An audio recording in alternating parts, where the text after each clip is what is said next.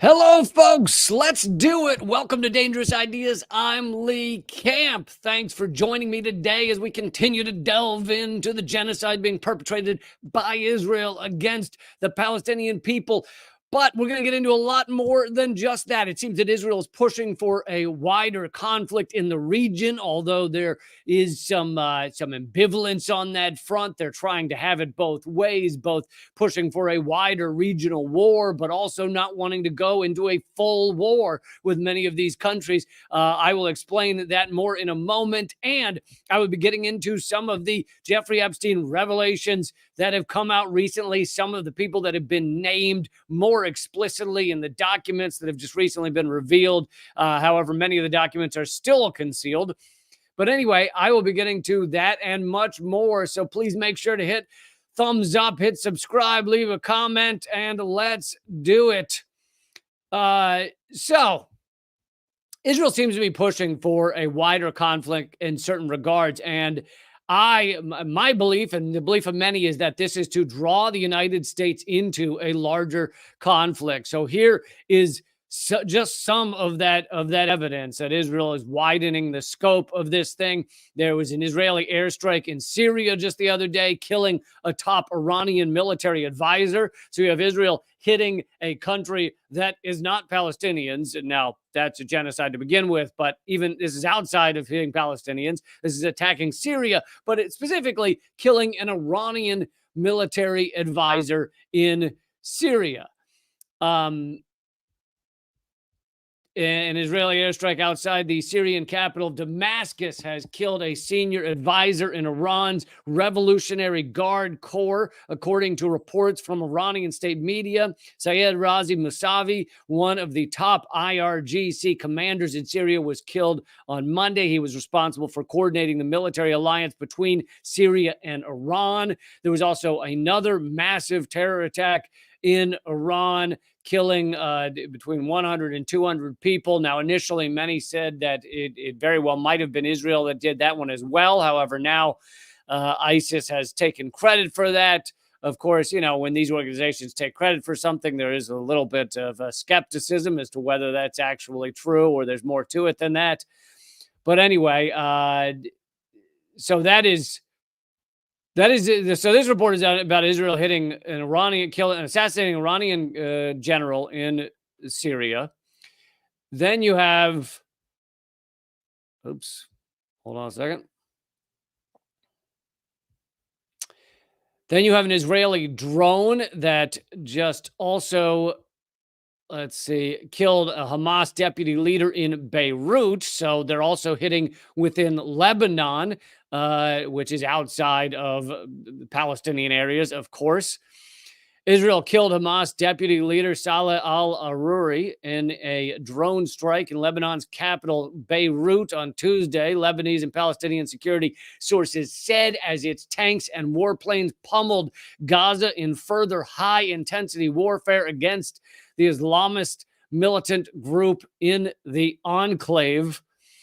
And, you know, this is from Reuters, so classic Western propaganda. Any country that we're not allied with is an enclave, or it's some sort of scary, it's a cave system, or it's never just, oh, that's their country, that's their territory. It's, and it's also always a regime. I will try to refer to the Israeli regime as much as possible just to kind of even the propaganda odds, although mine's more truthful. But, anyone that is not allied with the United States is a regime. Anyone that is allied with the United States is a democracy. Israel is the best or biggest or most thriving democracy in the Middle East. Well, you can't actually have a democracy and be an apartheid state at the same time, because by doing so, you are telling millions of people that they cannot vote in your elections and cannot actually influence your so-called democracy. So it's not a democracy. It's a regime. Let's remember that. Okay, so they struck within Syria. They assassinated an Iranian general in Syria. They assassinated a Hamas leader in Lebanon. Then also Israel has been striking South Lebanon, and Hezbollah has been hitting back as well. But this from Al Jazeera, Israeli military strikes South Lebanon, stoking fears of a widening conflict. Several Hezbollah members have been killed in Israeli strikes on southern Lebanon in one of the deadliest days for the Iran-aligned group, as cross-border fighting has escalated since the start of the Gaza war in October. At least 9 members of the group were killed in separate attacks on Wednesday. The Reuters has reported, the Reuters news agency.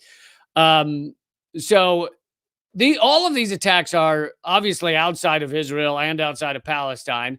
And here's what I believe and many others are saying is that Israel doesn't have the capability to actually fight all of these countries. As we're seeing, the IDF on the ground in Gaza is nothing spectacular. Yes, Israel has a truly ridiculous amount of weaponry to drop from the air, but they are not actually a strong fighting force on the ground. And so you see them actually pulling out in many areas of Gaza, not succeeding in the ground operations in Gaza.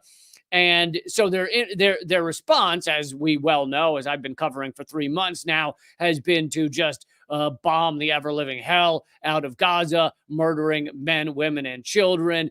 Over 22,000 now Gazans murdered in just 3 months. 70% of those are women and children. The average percentage of children killed in modern warfare is somewhere between 6 and 8%. And the percentage of children killed by Israel's bombing is like 43 or 45%. So clearly, Israel has just decided their answer to not being able to actually have a successful ground operation is to just bomb the ever-living hell out of Gaza. I've brought you, and I'll bring you more today, actually, proof that Israel is publicly saying that they're perpetrating a genocide. Now, I haven't seen any of them use the word genocide, but they will use many other words towards ethnic cleansing and sentences that say they do want to kill or clear out everyone in Gaza, full-on ethnic cleansing.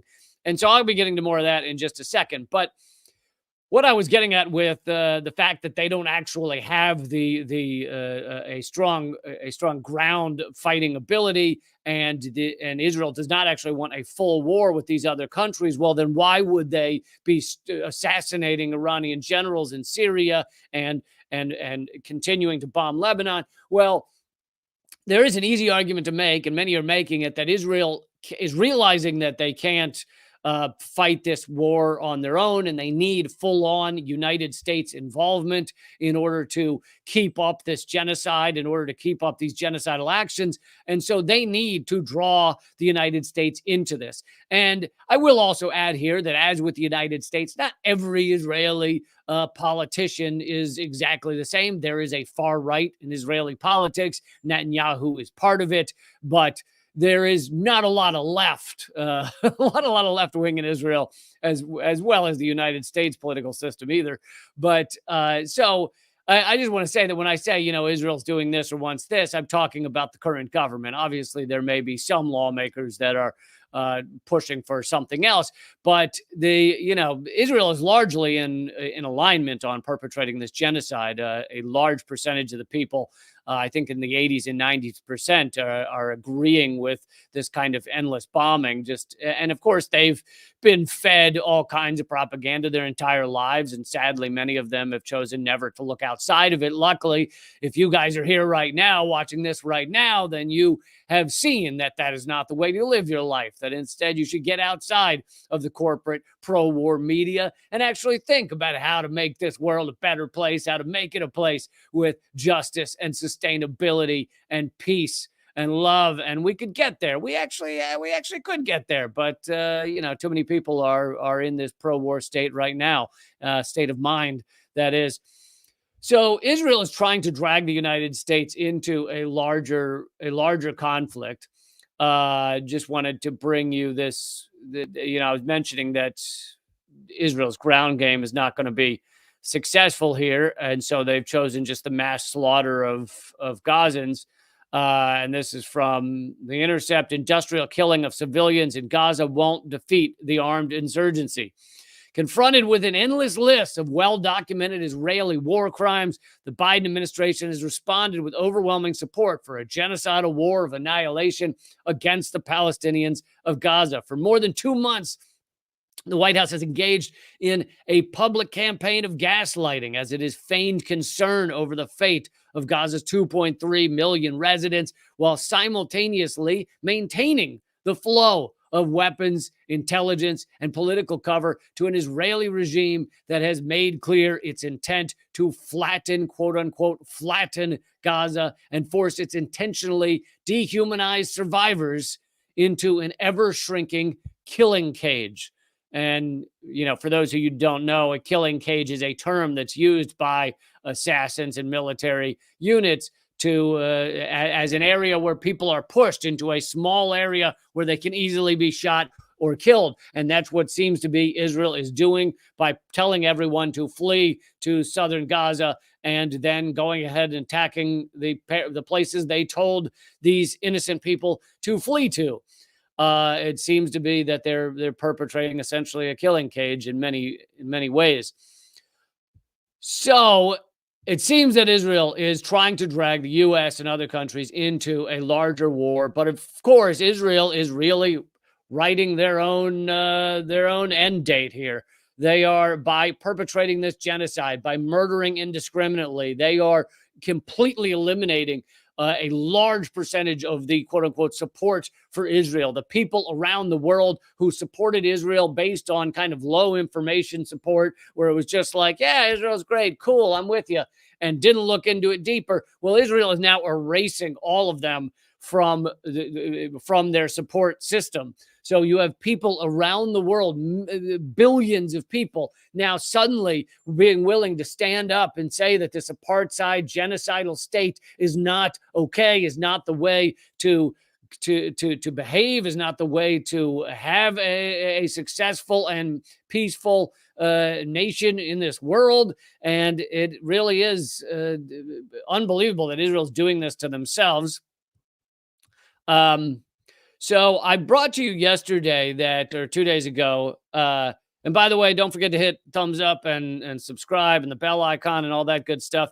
And this is the first time I'm trying the moving background. I hope you guys like it. If there is any kind of slowdown in video or video problems, please let me know. Say in the comment sections. Because I am trying to give you guys the best experience possible. Sometimes various video aspects will end up screwing things up, and I want to know that that's happening because I don't always know. Sometimes it looks different for me than it does for you, etc. So, for example, if every word I'm saying is coming out in Greek, let me know, because that's unintentional. I think that's some sort of setting here. It can switch everything to Greek. So I brought to you a couple of days ago that South Africa has actually brought genocide charges against Israel at the UN. And here are some of the actual quotes from that. In the 3 years before October 7th, Israel killed approximately 7,500 Gazans, including 1,700 children. Over 18 months of weekly peaceful protests at the separation fence against the blockade, Israeli snipers killed hundreds and wounded over 36,000. That was called the Great March of Return, including nearly 9,000 children were wounded. Almost 5,000 unarmed people were shot in the lower limbs deliberately, many standing hundreds of meters away. No one who reads South Africa's application, so this is from the reporting by Mondoweiss, reads South Africa's application for themselves could possibly credit Israel's claim above, because the statements of senior Israeli officials demonstrating genocidal intent are displayed in all their infamy, from the prime minister, president, and minister of defense on down, proving that Israel is deliberately fighting a war against the entire Gazan population. Here are some of the most distinguished quotes. So these are actual quotes from higher-ups in Israel. This is from Prime Minister Netanyahu, invoking the biblical story of the total destruction of the Amalek by the Israelites, which biblical passage reads in relevant part, quote, "Spare no one, but kill alike, men and women, infants and sucklings, oxen and sheep, camels and asses." And that was quoted directly by Netanyahu, kill everyone. President Herzog said it's an entire nation out there that is responsible. It's not true, this rhetoric about civilians not aware, not involved. It's absolutely not true. And we will fight until we break their backbone. So President Herzog basically said there are no innocent civilians in Gaza, which of course is a laughable and genocidal statement. Obviously, a baby is innocent. Obviously, a child is innocent. So to say something like that is just a way of creating support for a genocide. Minister of Defense Gallant said Israel is imposing a complete siege on Gaza. No electricity, no food, no water, no fuel. Everything is closed. We are fighting human animals and we are acting accordingly. So again, ethnic cleansing speech to call them human animals allows for more easy acceptance of a genocide. This same tactic was used when the U.S. or really beforehand to allow for the U.S. to drop atomic bombs on the Japanese. Those atomic bombs killed hundreds of thousands, almost entirely innocent civilians, almost entirely not military.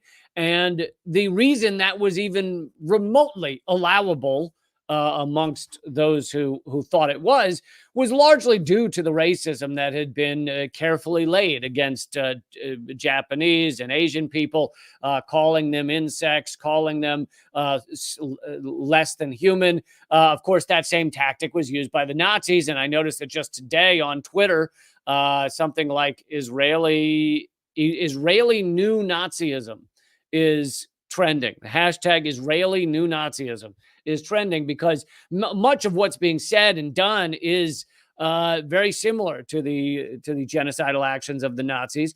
But what I was going to say is the Nazis used the same tactic to genocide the Jews, right? Calling them less than human, calling them rats, calling them insects. All of those things are to wipe away or really tear down those defenses that we naturally have against killing innocent people. We naturally, unless we are a true psychopath, which is a tiny percentage of the population, unless we are a true psychopath, we naturally have a desire not to harm innocent people. So you have to convince the people who are going to perpetrate these actions that these are not actually people, that they're not actually human, that they're not actually innocent. You have to do all of those things, and that's what Israel is working so hard to do right now.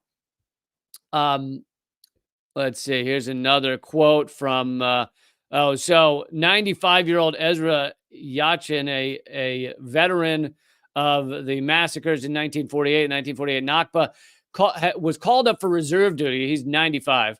Called up for reserve duty as a motivational speaker to boost morale for the Israeli troops, the IDF. Right now, they put him in IDF fatigues. This guy's 95, and he's perpetrated massacres before, and they carted him around and had him speak to the troops as a motivational speaker. And here's what he said: be triumphant and finish them off, and don't leave anyone behind. Erase the memory of them. Erase them, their families, mothers, and children. These animals can no longer live.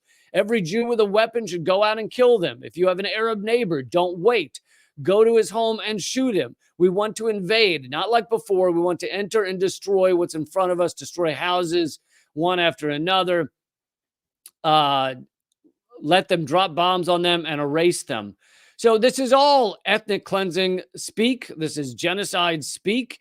And when people say, oh, there's no evidence that they're doing it intentionally, that they're committing this genocide intentionally, people try and argue, oh, they're trying to hit the targets, they're trying to hit the tunnels, they're trying to hit the Hamas militants. But in fact, you have plenty of evidence that this is their intent, that genocide is the goal, is the intent. You have them publicly speaking about these things, which is why South Africa has brought charges against them at the UN. And while all that's going on, here's the U.S. response coming from spokesman John Kirby.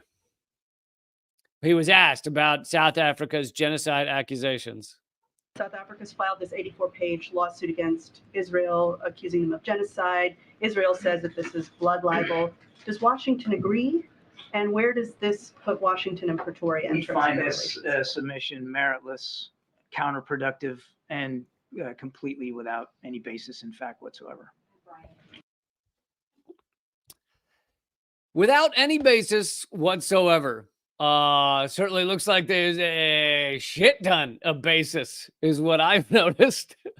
Just reading quotes again. You don't have to, try and manipulate words or try and dig down or say what he really means is. You don't have to do any of that. You can just read the words coming out of Israeli officials, and there it is.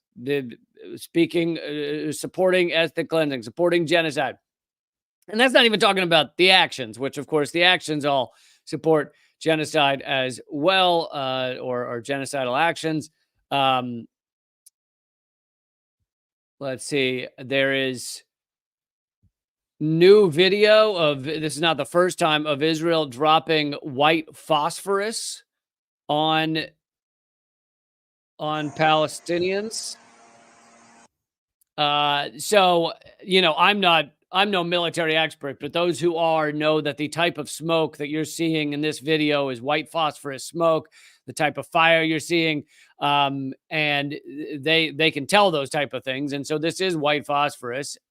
Even Amnesty International has said that Israel has been using white phosphorus. White phosphorus is a war crime. It is banned under international convention because it is very similar to napalm. It sticks to the skin and burns anything and everything indiscriminately.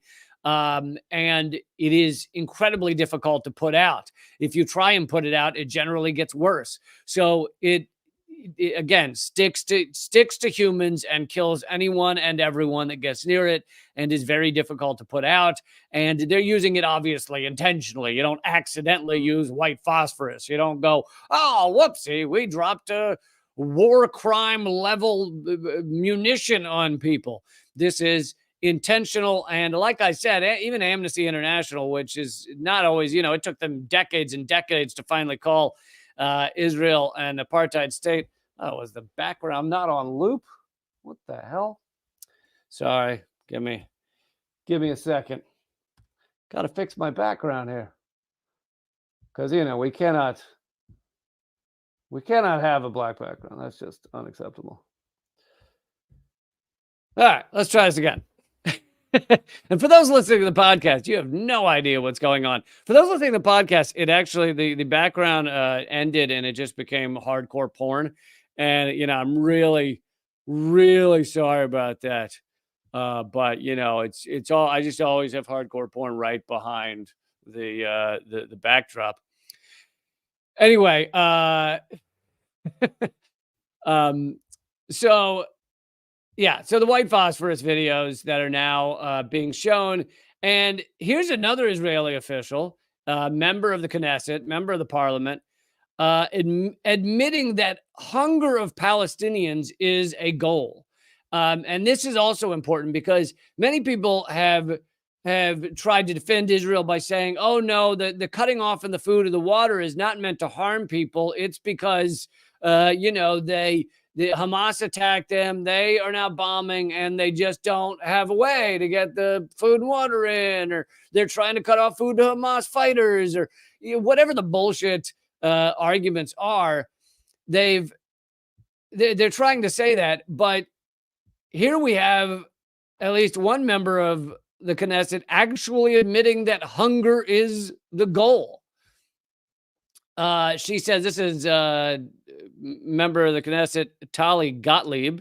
She says, and it's translated from Hebrew, without hunger and thirst among the Gazan population, we will not be able to recruit collaborators. We will not be able to recruit intelligence. We will not be able to bribe people with food, drink, medicine in order to obtain intelligence. And we know that finding the abductees is a supreme and super important goal alongside the goals of fighting. So she's admitting hunger is the goal. And again, this is by definition a war crime. Mass punishment of a population is a war crime. Cutting off food and medicine and water to babies and children because you think it will help you harm an entire population, that is a war crime and an atrocity and morally bankrupt.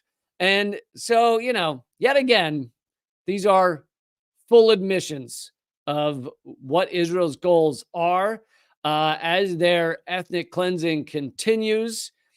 Their hope, as we've said many times, is to kill as many Gazans as they can, then also push out all the remaining Gazans, all the remaining Palestinians. And here you have the Times of Israel, which is this is a pro-Israel propaganda site, but even they report some of the reality every once in a while. Israel in talks with Congo and other countries on Gaza voluntary migration plans. Did you catch that? Israel is in talks with Congo about sending Palestinians to them because they are voluntarily leaving. Yeah, let me tell you how volunteerism works, folks. If you are being bombed and genocided, then no decision you make is voluntarily made. You cannot, it's not just holding a gun. I was going to say, it's like holding a gun to someone's head and saying, move to the Congo. Hey, did it voluntarily. No, it's like holding a gun to someone's head and killing most of that person's family and then saying, move to the Congo. And then he goes, okay. And then you go, he chose it voluntarily. There is no voluntary migration when you are genociding people. And of course, yet again, this would prove a goal of ethnic cleansing, a goal to move all Palestinians out of Gaza, which is, by definition, ethnic cleansing, cleansing the area of that ethnicity. I don't know how much more literal you could get. Now, Israel has denied that they're in talks with other countries to take Palestinians, or at least with Congo. I don't know whether they've denied. I think they've publicly asked Egypt to take millions of Palestinians. Congo will be willing to take in migrants, and we're in talks with others, a senior source in the security cabinet said. Gaza is facing a humanitarian crisis amid the Israel-Hamas war. Again, that's the propagandistic way of phrasing it. It's the Israel-Hamas war. It's not a genocide. It's not one country with an endless amount of massive bombs dropping on a group of people with a very limited level of weaponry comparatively. No, it's a war, and we just cut off the medicine to babies to fight the war. Right. I'm sure you did. Here's one other fact. And here's one other fact about what's going on in Israel. So I brought to you and by the way, we are getting to the Epstein revelations here in a few minutes, which, by the way, also connect to Israel. But I have brought you over the past couple of months many examples of how Israel knew October 7th, or, not necessarily the date, but knew the events were going to happen, at least some of them. And even the New York Times has revealed that Israel had those warnings up to a year in advance. I've also revealed over the past 3 months that many, if not most, of those killed on October 7th were killed by the IDF. I've shown you video of IDF tanks firing on civilian structures. I've shown you an interview of one of the IDF tank gunners saying that she fired on civilians and was told to, and she decided not to fire her tank rounds at the civilian building because there were civilians in there, but she went ahead and fired her gun anyway because she'd been told to fire on the civilians. I've also brought you the directive that Israeli, military has called Hannibal Directive, which is basically if someone gets taken hostage, kill the hostage, kill the hostage takers, and kill anyone nearby. Because why not? What else do you have to do? Are you really that busy? Just kill everyone. So one of the biggest, areas where people were killed, it accounts for like a third or something, or a fourth of the entire number killed, was at this concert, this rave, this desert music fest. And as I've brought to you before, many witnesses from that music festival have said that a lot of those killed were killed by IDF helicopters that came in and fired indiscriminately. And now Israeli survivors of the October 7th concert are seeking $56 million in damages from security forces. A group of survivors injured at Israel's Supernova Music Festival October 7th initiated legal action yesterday against the occupation state's security forces, reported the Times of Israel. The plaintiffs are seeking damages of 200 million shekels, $56 million in Tel Aviv District Court. On the day of concern, Palestinian resistance fighters infiltrated the Gaza-Israel fence and raided a number of towns and villages around the besieged enclave. A total of 1,139 people were killed on that day. Since then, it's been revealed by Haaretz that helicopters and tanks of the Israeli army had in fact killed many of the soldiers and civilians claimed by Israel to have been killed by Palestinians. And Haaretz is actually they're more left-wing than your average Israeli newspaper, but they also at times are basically liberal, basically what would be viewed as an American liberal. They're not, that edgy, but even they tend to report the truth more often than others. Kind of like, back 30 years ago, how the LA Times was, and back 15 years ago, how the Guardian was. It was also revealed that the Palestinian resistance factions had no prior knowledge of the Nova Festival. A single phone call by IDF officials to the commander responsible for the party to disperse it immediately, called to disperse the party, in view of the expected danger, would have saved lives. Oh, if there had been a call, would have saved lives and prevented the physical and mental injuries of hundreds of partygoers, including the plaintiffs. The negligence and the gross oversight is beyond belief. Meaning there was no, I guess their lawyers of these party goers, of these festival goers, are saying there was no call to disband the music festival before all hell broke loose, when in fact Israel and the IDF knew of at least some of Hamas's movements in plenty of time to tell this festival, there's a major attack, everyone needs to leave. But they didn't do that. Instead, they just ended up killing hundreds of people. So there you have it. They're now suing the IDF and the Israeli government.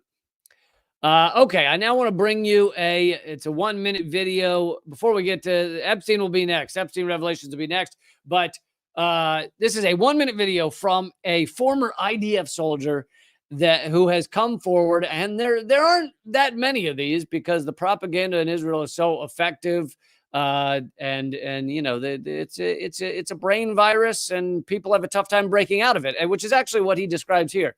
This former IDF discusses how he was able to get out of the brain virus that they're all infected with in order to defend an apartheid state and defend a now genocidal effort. This is him on BBC. Every house in the West Bank actually has a number. Each and every house has a number. So we would open up the maps and look at the specific house that looked into the right place that we had to enter, a city center or a road. And after we would verify that the house has the best parameters, windows, and geographical area, we made sure the people in the house were innocent. So we would enter a house of an innocent Palestinian home in the middle of the night. But I would say that what motivated me eventually to break my silence was the piercing eyes of young Palestinians when I was barging into their house in the middle of the night.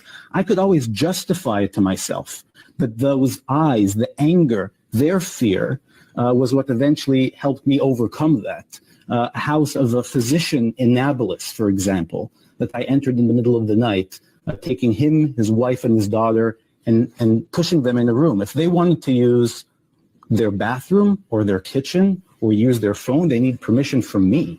That specific house in Nablus stayed with me for a while because that physician himself was kind enough and generous enough to sit down and explain to me what it means to be a Palestinian.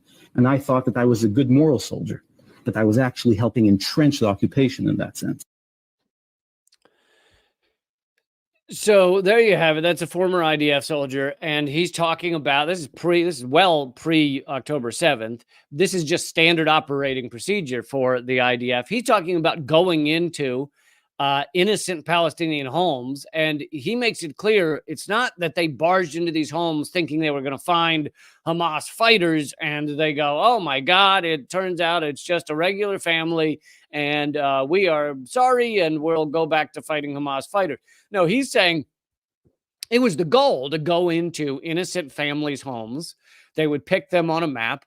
And he doesn't say explicitly what the goal was, but I would imagine this has to do with the settlements. And it's basically terrorism. It is searching the homes to make sure they don't have any weapons and things that they could fight the IDF with, but it's also designed to just terrorize the innocent population so that they're more likely to leave. When you're trying to ethnically cleanse an area, if you're not dropping bombs, then you're just doing things to try and make them leave. Well, one of those things is to terrorize them. It's to bust into homes with your guns drawn and make these people, average innocent people, wonder whether an IDF soldier is going to come in the middle of the night and shoot their kids. I know that if that were my situation, I certainly would not want to be there at a place where I don't know if my kids are going to be killed. And it's designed to make them want to leave. It's designed to show them who's in control, and it's designed to basically tell them, we are so powerful that you have no ability to fight back against us, so don't ever consider it. All of those things. And here is one former soldier who actually broke out of his brainwashing, which, it's good to see, but it's far too rare. But if you're watching this show right now, you have broken out of your brainwashing. So thank you for doing that. All right. Right now, I'm going to get to these Jeffrey Epstein revelations. Please click thumbs up and subscribe. In a few minutes, I'm going to go to justrumble.com/Lee Camp, as well as my locals page. That's where I'll be heading. It's free to watch at rumble.com/Lee Camp. So join me over there. I'll start out on all the platforms though right now, and then we'll go over to Rumble in just a minute. But when you get over there, please make sure you hit subscribe and the bell icon as well. For those of you already subscribed, make sure the bell icon does not have a cross through it, because that means you're not getting alerted to my videos. And you can do that. If you don't see the bell icon, it means you're probably on a video page. You got to go back to rumble.com/Lee Camp to see that. Okay. So as you know, many of the documents about Jeffrey Epstein, and, I'm not going to give the backstory. You know who he is. You know what he did. You know about his child sex trafficking. He was friends with, close with, colleagues with many famous people, many high-level politicians, and we're going to get to the connections to Israel as well in a moment. Many of those names, though, have been blacked out, have been covered up. We have not found out what was said in court testimony, and some of that is now coming out. Not all of it. They have pushed back the dates on some of it, so hopefully we'll be getting more soon. But I'll just read you this is some of what CBS News said. Jeffrey Epstein contact names released by court. And most of them you already know, honestly, like Clinton and Trump and others. But sorry. The documents released by the court mention some well-known figures whose contacts with Epstein have been reported in the past, such as Britain's Prince Andrew. The prince settled a lawsuit in 2022 with Virginia Giuffre, who accused him and Epstein of abusing her as a teen. Boy, abusing is a nice euphemism for rape, isn't it? And that just, he abused her, like when someone's yelling at you and you're like, I will not take this abuse, Hell, someone say I will not take that. Some people say I will not take this abuse when like a waiter, doesn't get them their escargot fast enough. It's like, where is it? I will not take this abuse. And so, the idea of Prince Andrew abusing her sounds not so bad. I think the term you're looking for there, CBS, is rape. Anyway, accused him and Epstein of abusing her as a teen, an accusation Andrew denied. Bill, by the way, is he still called Prince Andrew? Because then they have to revoke his royal Maybe he kept the title. I don't know how that shit works. Anyway, Bill Clinton, also among the people whose names appear in the documents, had allegedly been described by Epstein as a good friend. And he was already, prior to these recent revelations, Bill Clinton was shown to have flown on Epstein's jet something like 25, 26 times. Several of those times he got rid of his Secret Service detail, which, why would you do that unless you wanted really super duper privacy, huh? But CBS left out a lot of the names that seem to be revealed here. They gave a reference to Prince Andrew and Clinton, but that was about it. But one of the ones where we're really getting some details as opposed to the others, which have been kind of vague, is Alan Dershowitz. Alan Dershowitz is from Al Jazeera. Alan Dershowitz also played a significant role in, well, first of all, he's mentioned several times, Alan Dershowitz is. I'm going to read you more details about what he was involved in, but Dershowitz also played a significant role in negotiating an agreement that provided immunity from federal prosecution in Florida, not only for Epstein. So, okay, some of you may not know this. Epstein was convicted of sex trafficking or sex with a minor or whatever they got him on back in like 2006 or something, or 3 or something. And it was in Florida, but he got the most crazy, lavish, light sentence you could imagine. It was like 1.5 years, and he was allowed to travel from the prison to his office to go to work. Like, he basically was visiting a prison. I mean, have you ever heard of better treatment than this? Well, apparently Alan Dershowitz was the lawyer who helped arrange that, and also helped arrange what they say here in this article is immunity from federal prosecution, so that the federal government could not get Epstein on other charges. All he'd do is serve this little pretend Florida time, and that was it. That was Dershowitz who was doing that stuff. Epstein's housekeeper testified that Dershowitz would often visit Epstein's Florida mansion to get massages. Interesting. Another one of Epstein's household employees, Alfredo Rodriguez, said Dershowitz would be present at Epstein's residence without his family and in the presence of girls. Okay, and here is some of the more repulsive stuff that Dershowitz is being accused of. This is from the actual court documents. One such powerful individual that Epstein forced then minor Jane Doe number 3 to have sexual relations with was former Harvard law professor Alan Dershowitz. So this is a then minor saying she was forced to have sex with Dershowitz, a close friend of Epstein's and well-known criminal defense attorney. Epstein required Jane Doe number 3 to have sexual relations with Dershowitz on numerous occasions while she was a minor, not only in Florida, but also on private planes in New York, New Mexico, and the U.S. Virgin Islands. In addition to being a participant in abuse, Jane Doe number 3 and other minors, Dershowitz was an eyewitness to the sexual abuse of many other minors by Epstein and other co-conspirators.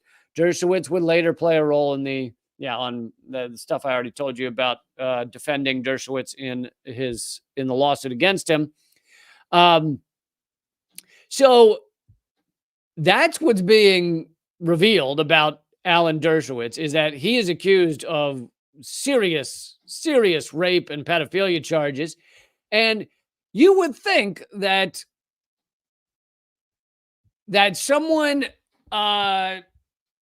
accused of those things, or with the light smell of those type of accusations, would try and distance themselves from Epstein and say, oh, Epstein was a horrible human being and I didn't even know about it. And by the way, there are some of those people. Just because someone has a name in Epstein's address book does not necessarily mean they were involved in all the disgusting shit he was doing. I believe even, was it Katie Couric? There's others who've went to dinner at his mansion. I mean, he was a billionaire or something like that. So there are reasons to believe people would have dinner with him that are not just raping children.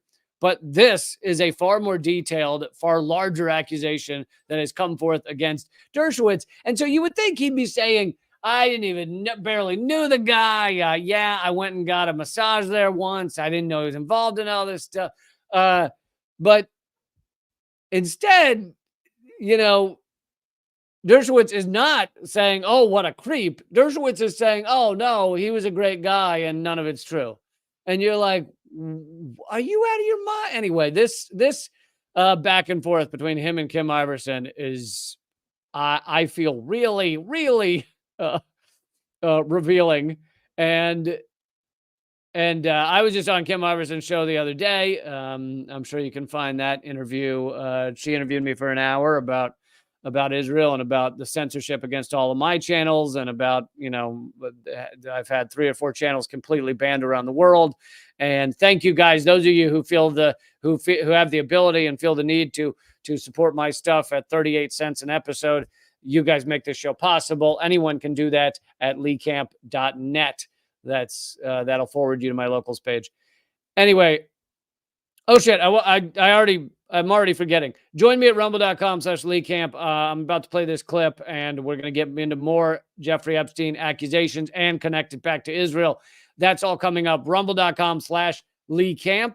Free to watch there. Join me over there. Rumble.com/LeeCamp.